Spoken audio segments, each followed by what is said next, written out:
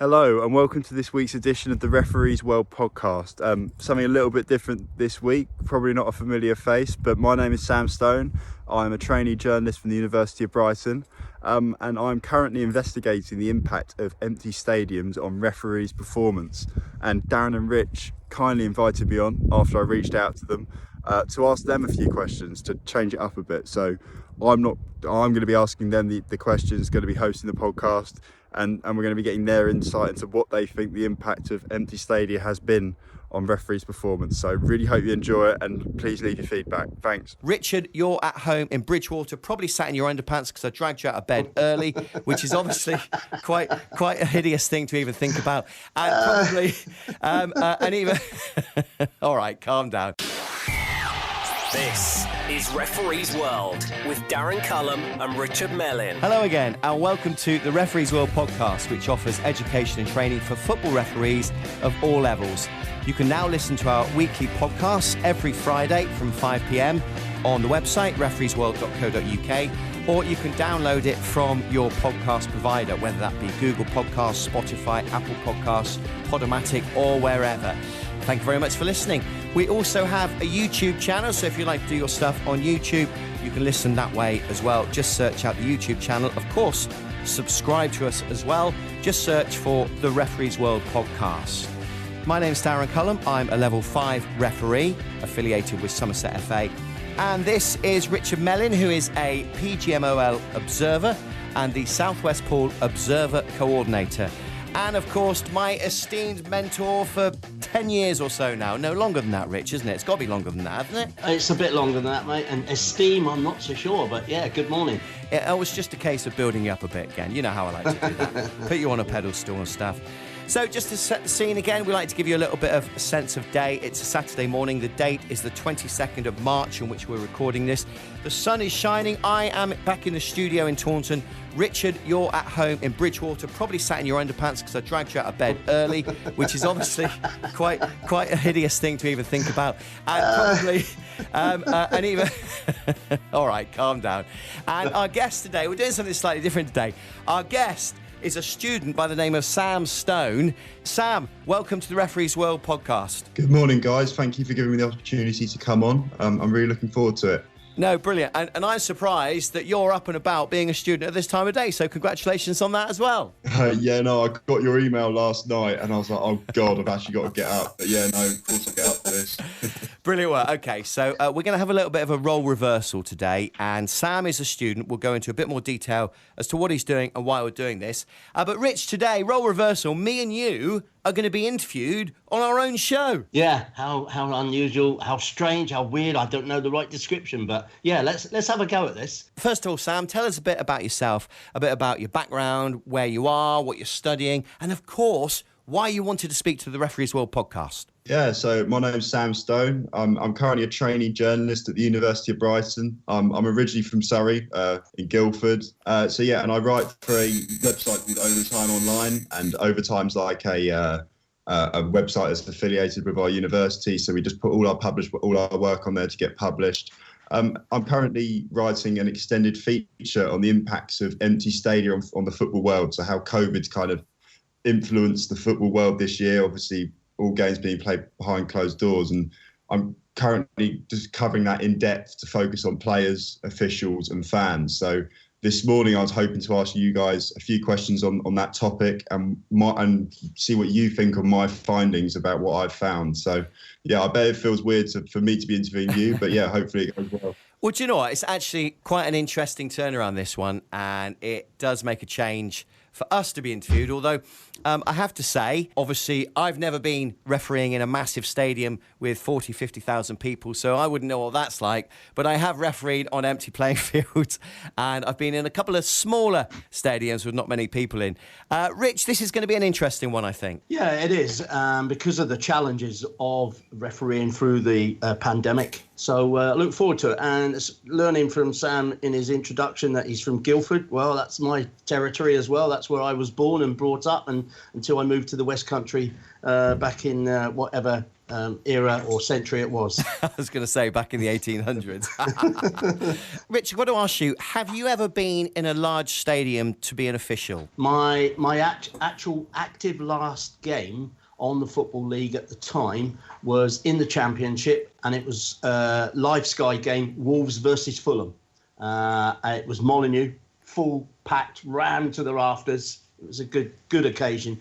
Buzzing, absolute buzzing. I was senior assistant to a referee who's no longer with us, sadly, Billy Burns, and it was just a memorable occasion because it was my last game. Because it was the last game, that's the one that sticks out hugely. But when I think about the career going backwards over those years, I was only on for a very short time, really, because of age restraints at the time of when I was a match official. I got on in 96-97 season, and I came off in 2000 because the age criteria, I got on at 41 and you had to retire at 45. That was, the rules then. But that soon got changed, and unfortunately I was already off the list. But I was invited to the observers list, or assessors list as it was known then. I think the closest I've ever been to refereeing or officiating in a stadium environment was a game at Ashton Gate in Bristol, and it was the under-18s, Bristol City under-18s against Swindon Town under-18s. And I think this is going back in the days when Gus Poyet was the manager at Swindon Town, because he was there and he's a lively character. But the stadium was empty, but it was a nice experience to be coming out of a tunnel and coming into a stadium like Ashton Gate. So I can tell you what it's like to be on an empty stadium, Sam. So hopefully that's given you a bit of a background. So Sam, it's over to you now then, mate. Yeah, that's really interesting to hear, guys, actually. So firstly, I'm just going to kick it off. So I've done plenty of research on it. So in a normal world, the away side tend to get punished slightly more in regards to yellow cards. They often get more yellow cards. So in a normal world, how and why do you see the crowd seemingly influence the referee a little bit, or potentially make them give more yellow cards to the away side? Thanks for that. I suppose that's the. I mean, I've got no analysis to sort of compare with the question, but I suppose that's how it appears. You hear all sorts of chants from the crowd, and they do impact on the game, because there's, as match officials, it seems strange to say it, but we feed off the excitement. It doesn't have to be a large crowd, as I described at Wolves or Molineux. I can go to the lower league clubs. I can go to Forest Green as I did, and then only be about 1,000 or 1,500 there. But the occasion in which you're going out there for is what you actually sort of puff up a little bit, if you know what I'm trying to say. You go out there, you have to have a calm, calculated approach towards what you're doing, what you see. So consequently, any of those things, when you think about people watching, they see everything you do. As an assistant, they see every time you put the flag up, or they're looking at you when they expect you to put the flag up. And if you go out there as a referee, it's exactly the same without the flag, but with the whistle. Every time he blows the whistle, there's a comment. Every time he doesn't blow the whistle, equally, there's a comment. There's a collective audience there who demand and expect. So that's the pressures. Yeah, I think there are referees, I believe, that do thrive on that big stadium appeal, Rich, don't you think? Oh, without doubt. Without doubt. We, as referees, and that's collectively all of us as a group, we're football fans. That's why we took up the whistle. We didn't take up the whistle because, can't play football, so I might as well do something else and let's see if I can go and mess up a game type of thing. That's not, that's what people will have you think, oh, you can't play it and you can't referee it. But no, that's not true. Let me say to you, the guys at Select Group 1, Select Group 2, and all the way down are capable referees. They are good at what they do. The fact that we've always got a mistake in our toolbox, that is what plays on our mind. We don't want to be wrong. We don't go out there to make wrong decisions. If you think about players, they go out there to improve, to get better. We go out, and that's when they train on the training ground. That's what they're aiming to do, to make sure they get everything right. Well, we exactly the same. We don't train to get things wrong. We want to be right as well. But unfortunately, we do have those errors in our toolbox on occasions. You've mentioned there obviously about kind of the occasion. Is there any kind of specific training that referees go for, especially at the higher level, that prepares them for to ignore crowd cues or social influence from the crowd? In that time when I was a match official, there was a lot of self-learning. But since my time of coming off the list, there are now sports psychologists with the PGMO, and there is specific training given to our referees and match officials. I've not sat in on those sessions because I've not been invited, etc. Because being an observer, we go to a game, and whilst everybody can recognise who we are, because some of us have been moving around the southwest in my region for a long time as a match official, and people get to know you, recognise your face. They may not know your name, but some do, and so consequently, it's a case of, whilst you think you're anonymous, walking around as an observer, you're not actually. You walk around, you're kitted in a smart suit. You don't have a badge because we don't want to be recognised for that. We don't have any sponsors on our kit. We don't want to be seen in that, because that will draw unnecessary comments and attention. So, we try to be anonymous. We don't try to sort of engage too openly, because we don't want the wrong reaction. Where Rich is concerned, he's such a short arse anyway. Everybody knows that he's there, so it's pretty obvious who he is. So I've done some research, and obviously I've mentioned before that away sides often get penalised more in the aspect of yellow cards. This season, however, in Europe's top 5 leagues, there's been a drop in every single league for the amount of yellow cards given to away sides. Would you say this is like a direct link to there being no fans in the stadium? I think you could be right there. I can't say definitely right, but I think you could be right. I also think there's a collective approach to sort of manage the game as best we possibly can now, and not issue out too many sanctions. So I would go along with what you're thinking there, and I'd like to see a little bit more analysis to come out and support that, because it would be very interesting to sort of read into that before we get back to watching football with fans in the stadiums. Another piece of research that I've done, another aspect I've looked into, is Mark Clattenburg said in an interview with the Daily Mail that this was last year, just straight after the restart, that he felt that with no fans in the stadiums, referees might be a little bit too more relaxed and actually, in that case, make more mistakes. What's your opinion? What's your thoughts on this?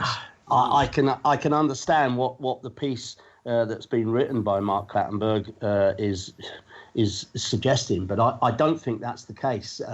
What has happened for our referees in empty stadiums, it's put a little bit more expectation, pressure on to the fact that they need to focus a little bit more. A referee has the same inner thoughts as regards a spectator. He looks at the challenge and he goes, ooh, and that's a gauge for anybody. That's a football fan. We're football fans, as I said, but we're skilled, we're drilled as regards match officials. And so consequently, we still have that effect inside of, oh, that's not a very nice challenge. That's not a good challenge. So consequently, the focus and the concentration levels have increased since that first game, with no fans in the ground. So, yeah, I can see what the column might be suggesting from Mark Clattenburg, but I don't totally go with it, because, like I say, focus and concentration has had to improve, because with no impact from the crowd watching, and there is a bit of an influence. There is a bit of an impact. There is the crowd will give an opinion of what they think of the challenge, and that can come out in various ways. They might, suck the air in. They might boo. They might do something that does have a stated opinion about the challenge, but the referee is ultimately the person who's got to make the decision. So consequently, the focus and concentration has increased, and it's, you know, the level of it has been raised, you know, significantly. Can I ask you both this question, actually? Do you think the fact that there have not been fans in the stadium has meant that the media has highlighted certain incidents a lot more than they perhaps would have done? The two key incidents I'm going to talk about that have been the most discussed, I suppose, this season so far. Obviously, the game West Brom, where the penalty, the free kick was taken, the goal was given, then it was disallowed, and all that confusion occurred. And then you've got the Darren Drysdale incident at Ipswich. There's two really, really key instances there that the media have absolutely blown into a mass. Do you think that would still have been the case, Rich, if there had been fans in the stadium? I'm going to say probably not, because of the pressures that are now within the game. And like say, I know both of those guys, Lee Mason, smashing chap, and exactly the same with Darren. You know, another good referee in their own rights.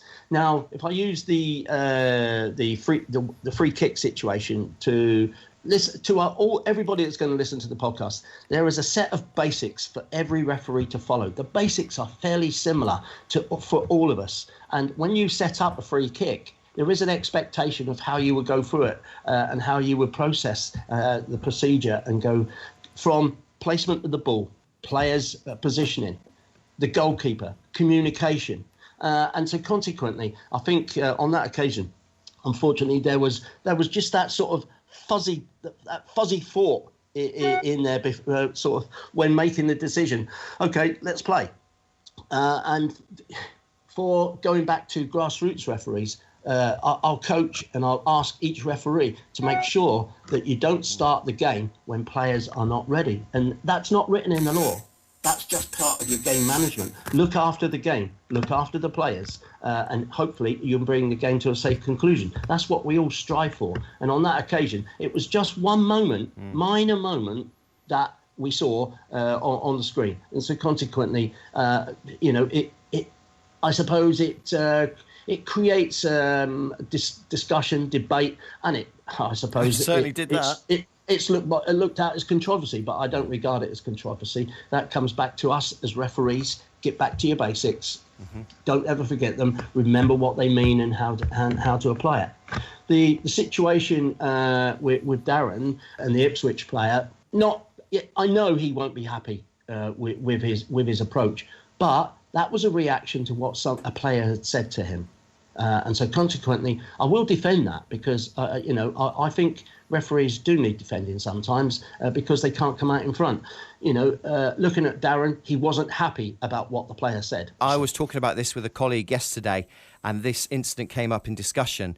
And for him to react as a referee the way he did, that must have been a really personal comment that was made at him. Yeah, I don't know what the words were that were exchanged, but we could all see the reaction. Darren wasn't happy about what the player had said to him. So I would, you know, if I'm sure the player will never do that again to a referee. I'm sure he won't. Moving on. But like I say, Darren himself, he's not, you know, he's not happy with what he did. Of course not. No. But I would imagine to some extent, will he regret it? Arguably, yes, because of the attention it's got. You know, we don't go out there to seek attention. I think the scrutiny has been ramped up by the media, and you know, on my opinions of that is it does create interest. It does stimulate people's quest for football, but it doesn't interest me that much. I have to admit. You know, I will look at the incident if people are talking about it because it's a football. It's conversation further down the line in a few days with your mates. That's why I look at it. You know, my colleagues, my friends, my family, my friends at work will say, "Did you see this? Did you see that?" You know, and I take a responsible approach towards how I look at it. You know, and say, yeah, we will all make a mistake. And that's what it is. That's what Darren Drysdale did on that occasion. It's an error. It's an error in his toolbox, and like I say, I know he'll regret it, and you know, he'll never do it again, and the player won't never say those things again, as I've said before. Yeah. Okay, next question then, Sam. Oh yes, this is my final one. So it's a bit of like a real life example. So say you've got a stadium full of fans and the tackle's gone in. It's like a 50-50. You're not too sure. Say like if it's a foul, the crowd noise, would that have an effect on what the referee decides to do with that decision? If it's a 50-50 decision, he's not 100% sure on. Would the crowd noise slightly maybe shift his decision making to make him give the decision? Yeah, I fully understand the question. The focus, the training, the skill level of the referee. Does he blow the whistle before the fans have expressed their opinion, or is the fans' opinion just before he blows the whistle? And so I suppose if it's just before he blows the whistle, there will be people saying you're responding to the fans, but that's not the case. He's on the move as a referee. He's got to make the decision. He's made the decision that it's a free kick. Has to do all the simple procedure, putting whistle to the mouth and blow the whistle. So how quickly do the fans respond as regards the referee?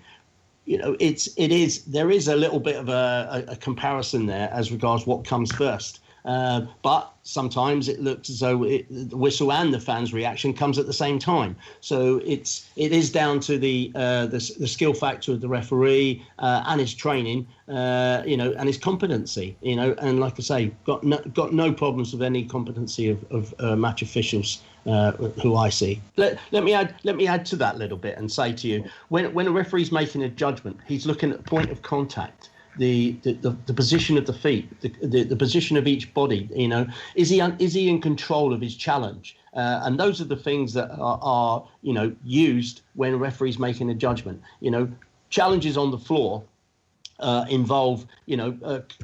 obviously involve contact. It's not simple as what people will say, but the skill sets of the referee will make a quick judgment from his angle that he's had to work to achieve, and to support the judgment of what he's going to say or give. It's either a free kick or not a free kick. It's a free kick with a card, or it's not a free kick with a card. It's just a free kick. So there's lots of things to compare in there as regards the training that match officials go through.